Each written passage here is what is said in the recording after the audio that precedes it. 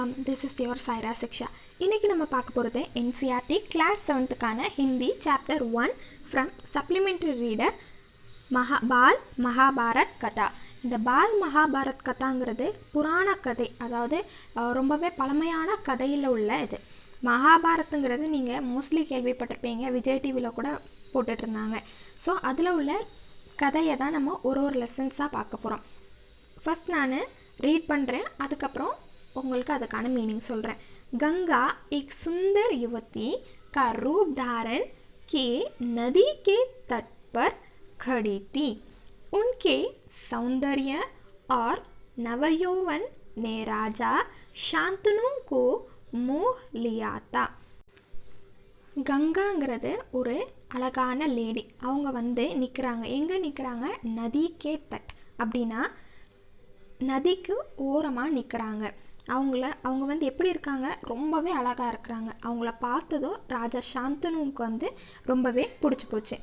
கங்கா போலி, ராஜன் आपकी पत्नी होना मुझे स्वीकार है, पर इससे पहले आपको मेरी शर्तें माननी होगी.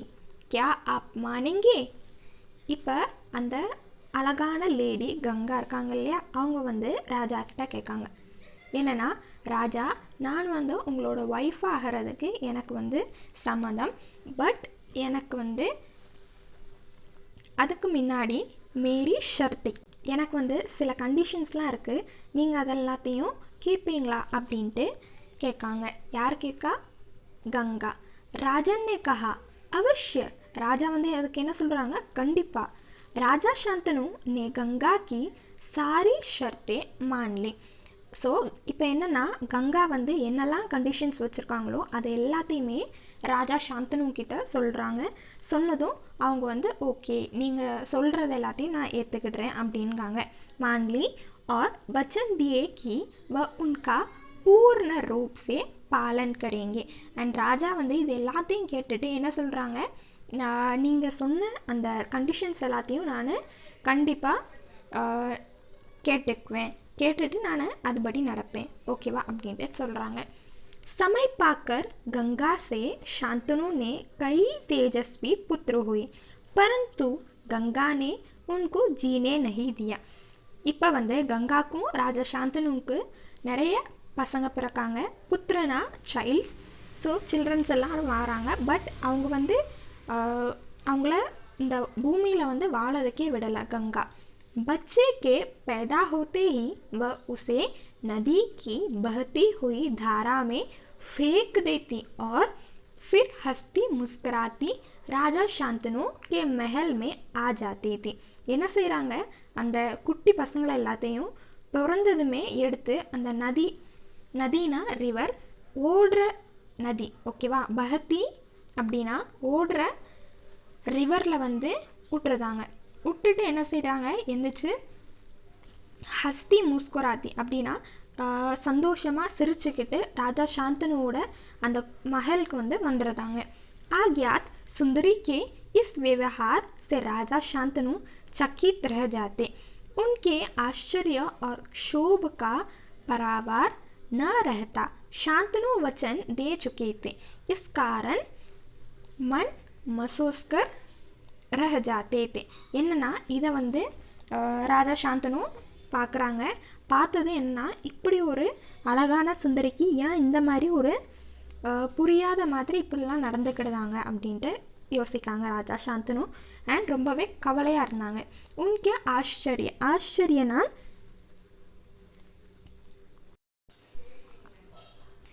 ஷோபனா எனது சேட்னஸ், சக்கித்னா சர்ப்ரைஸ் ஆகிறாங்க. அதுக்கப்புறம் பராபார்னா எல்லை தாண்டிட்டு, என்னென்னா இந்த மாதிரி பிறக்கிற குழந்தை எல்லாத்தையும் கொண்டுட்டு போய் உயிரோடு அப்படியே நதியில் ஓடுற நதியில் விட்டுருதாங்க. இதை பார்க்கும்போது அந்த ராஜா சாந்தனுக்கு வந்து ரொம்பவே சேடாக இருக்குது. பட் என்ன செய்ய, இவங்க வந்து எல்லா கண்டிஷன்ஸையும், அதாவது என்ன கண்டிஷன்ஸ் கொடுத்துருக்காங்கன்னா, கங்கா நான் என்ன செஞ்சாலும் நீங்கள் கேட்கக்கூடாது அப்படின்ட்டுருக்காங்க. ஸோ இவங்க வந்து கேட்க முடியாது. ஏன்னா ராஜா சாந்தனு வந்து சொல்லியிருக்காங்க, நீங்கள் என்ன செஞ்சாலும் நான் கேட்க மாட்டேன், அந்த கண்டிஷன்ஸை ஓகேன்னு சொல்லியிருக்காங்க. அதனால அவங்க வந்து அமைதியாகவே இருந்தாங்க ராஜா சாந்தனு. 7 बच्चों को गंगा ने इस भांति नदी की धारा में बहा दिया था. எத்தனை பிள்ளைங்கள 7 பசங்களை அந்த ஓடுற நதி கங்கா நதியில் வந்து விட்டுட்டாங்க. 8वां बच्चा पैदा हुआ. 8வது ஒரு चाइल्ड வந்து பிறந்தது. गंगा उसे भी लेकर नदी की तरफ जाने लगी. அந்த ஒரு குழந்தையும் கொண்டுட்டு போய் நதியில் ஓடுறதுக்கு போகிறாங்க. तो शांतनु ने से न रह गया. ஸோ இந்த தடவை வந்து ராஜா शांतनुவால் பொறுக்க முடியல, போயிருந்தாங்க அங்கே. माँ होकर अपने नादान बच्चों को आकरण ही क्यों मार दिया. ஸோ இப்போ வந்து கேட்குறாங்க, அம்மாவாக இருந்துக்கிட்டு எதுக்கு நீ இந்த மாதிரி அப்பாவி பசங்களை கொண்டுட்டு போய் இப்படி நதியில் விடுற அப்படின்ட்டு கேட்குறாங்க. करती हो यह घृणित व्यवहार तुम्हें शोभ नहीं देता. இப்போ என்ன கேட்குறாங்க, இந்த மாதிரி நீ செய்கிறிய இந்த ஒரு செயல் வந்து உனக்கு கஷ்டத்தை கொடுக்கலையா அப்படின்ட்டு கேட்காங்க. राजा की बात सुनकर गंगा मन ही मन मुस्कुराई परंतु क्रोध का अभिनय करती हुई बोली, राजन आप क्या आप अपना वचन भूल गए हैं. मालूम होता है कि आपको पुत्र से ही मतलब है, मुझसे नहीं. आपको मेरी क्या परवाह है. ठीक है पर शर्त के अनुसार मैं अब नहीं ठहर सकती.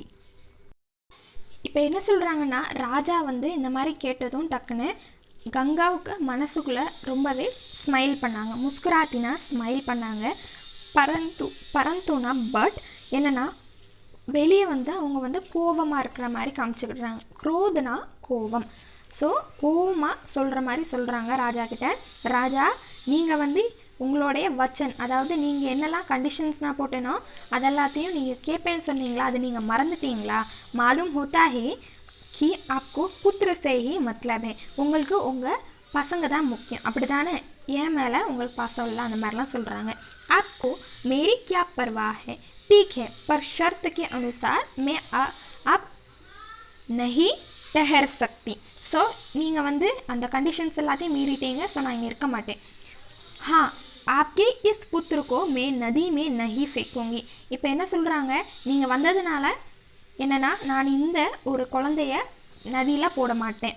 फेंकूंगी इस अंतिम बालक को मैं कुछ दिन पालूंगी और फिर पुरस्कार के रूप में आपको सौंप दूंगी. இப்போ என்ன சொல்கிறாங்கன்னா, நான் இந்த குழந்தைய கொஞ்ச நாள் வளர்த்துட்டு கொஞ்ச நாள் கழித்து உங்ககிட்ட கொடுத்துருவேன் அப்படிங்காங்க. यह कहकर गंगा बच्चे को साथ लेकर चली गई. यही बच्चा आगे चलकर भीष्म पितामह के नाम से विख्यात हुआ. இப்போ என்னென்னா இந்த மாதிரி சொல்லிவிட்டு நான் உங்களுக்கு கொஞ்ச நாள் கழித்து தான் இந்த பையனை கொடுப்பேன், உங்ககிட்ட இப்போவே கொடுக்க மாட்டேன், நான் கொஞ்ச நாள் வளர்ப்பேன் அப்படின்ட்டு சொல்லிவிட்டு இவங்க வந்து போயிடுறாங்க. கங்கா வந்து அந்த குழந்தைய தூக்கிட்டு போயிடுறாங்க. இந்த ஒரு குழந்தை தான் என்னென்னா கொஞ்ச நாள் கழித்து பீஷ்ம பிதாமகன், அதாவது இது வந்து ரொம்பவே ஃபேமஸான நேம், லாஸ்ட் வரைக்கும் கூட வரும், ஓகேவா. ஸோ பீஷ்ம பிதாமகங்கிற பேரால் இவங்க வந்து ரொம்பவே பிரசித்தி பெற்றவங்க அப்படின்ட்டு சொல்லலாம். गंगा के चले जाने से राजा शांतनु का मन विरक्त हो गया है. என்னென்னா கங்கா வந்து அந்த அரண்மனையிலேருந்து போனதும் ராஜா शांतनुவோட மனசு வந்து ரொம்பவே விரக்தி அடைஞ்சிட்டு. उन्होंने भोग विलास से जी हटा लिया और राजकाज में मन लगाने लगे. என்னென்னா இந்த ரொம்பவே கஷ்டமாக இருந்தது. என்னென்னா அவங்களுக்கு போக் விலாஸ் அப்படின்னா லக்ஷரி, ஆடம்பரமாக இருக்கலை, அவங்க இருக்கிறதுக்கு மறுத்துட்டாங்க. அண்ட் என்னென்னா ராஜ்காஜ், அரசாங்க நிர்வாகம் எல்லாம் இருக்குல்ல, அதில் வந்து அவங்களோட மனசை வந்து கொண்டுட்டு போயிட்டாங்க.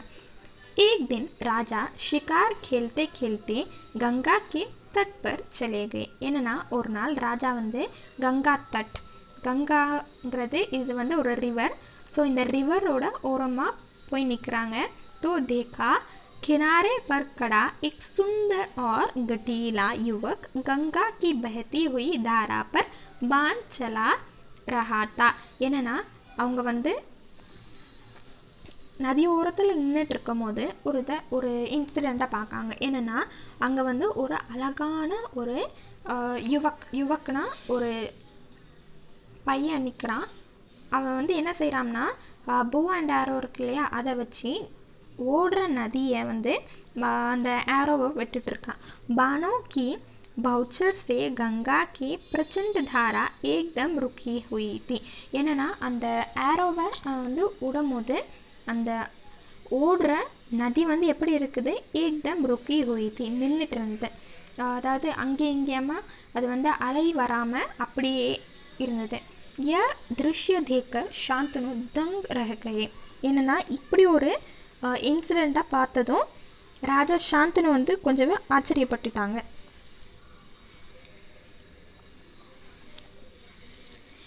इतने में ही राजा के सामने स्वयं गंगा आकार उपस्थित हो गए. என்னென்னா இந்த ஒரு இன்சிடெண்ட்டை ராஜா சாந்தனு பார்த்துட்டு இருக்கும்போது என்னென்னா கங்கா இது வந்து நதி கிடையாது, இது வந்து அந்த அழகான லேடின்ட்டு ஃபஸ்ட்டு பார்த்தோம் இல்லையா, அவங்க வந்து நிற்காங்க. கங்கா நே யுவக் ஓ அப்னே பாஸ் புலாயா. இப்போ என்ன செய்கிறாங்க, அந்த கங்கா வந்து அங்கே ஒரு அழகான ஒரு பையன் நின்றுட்டு இருக்கான் இல்லையா, அவனை வந்து கூப்பிடுறாங்க. கூப்பிட்டு राजा शांतनु किட்ட சொல்கிறாங்க. என்ன சொல்கிறாங்கன்னு பார்க்கலாமா. गंगा के युवक को अपने पास बुलाया और राजा से बोली, राजन पहचाना मुझे और इस युवक को. ராஜா நீங்கள் வந்து கண்டுபிடிச்சிட்டிங்களா நான் யார் அண்ட் இந்த பையன் யாருன்னு. यही आपका और मेरा 8वां पुत्र देवव्रत है. இதுதான் நம்ம பையன். யார் இவங்க நேம் என்னது, தேவ்ரத். ஃபஸ்ட்டு வந்து அந்த பீஷ்ம பிதாமகோட நேம் வந்து என்னன்னு இருக்குது, தேவ்ரத்ன்னு இருக்குது. அதுக்கப்புறம் தான் பீஷ்ம பிதாமகன்னு வருது. महर्षि वशिष्ठ ने इसे शिक्षा दी है. महर्षि वशिष्ठங்கிறவங்க தான் இவங்களுக்கு எஜுகேஷன் கொடுத்துருக்காங்க. शास्त्र ज्ञान में शुक्राचार्य और रण कौशल में परशुराम ही इसका मुकाबला कर सकते हैं. சாஸ்திரங்கள்லாம் இருக்கும் இல்லையா, அது வந்து யார் இவங்களுக்கு சொல்லி கொடுத்துருக்காங்கன்னா சுக்ராச்சாரியம் அண்ட் ரன் கௌஷலில் பரஷுராம் மட்டும்தான் இவங்கள வந்து எதிர்த்து நிற்க முடியும். ய ஜித்னா குஷல் யோத்தா ஹே உத்னா ஹி சத்துர் ராஜ்நீதிஜ மீ ஹே. என்னென்னா இவங்க எவ்வளோத்துக்கு எவ்வளவு அழகாக இருக்காங்களோ அவ்வளோத்துக்கு அவ்வளவு அவங்க வந்து அரசாங்க நிர்வாகமும் அவ்வளோ அழகாக பண்ணுவாங்க அப்படின்ட்டு கங்கா வந்து ராஜா சாந்தனு கிட்ட சொல்கிறாங்க. आपका पुत्र में आपको सौंप रही हूँ. இப்போ நான் உங்களுடைய பையனை உங்ககிட்டயே கொடுக்குறேன். अब ले जाइए इसे आपके साथ. இப்போ நீங்கள் அவனை உங்கள் கூட கூட்டிகிட்டு போகலாம். गंगा ने देवव्रत का माथा चूमा और आशीर्वाद देकर राजा के साथ उसे विदा कर दिए. இப்போ என்னென்னா கங்கா இருக்காங்க இல்லையா, இவங்களோட அம்மா. ஸோ அவங்க வந்து தேவ்ரத்தை ஆசீர்வாதம் பண்ணி ராஜா சாந்தனு கூட அனுப்பி விடுறாங்க.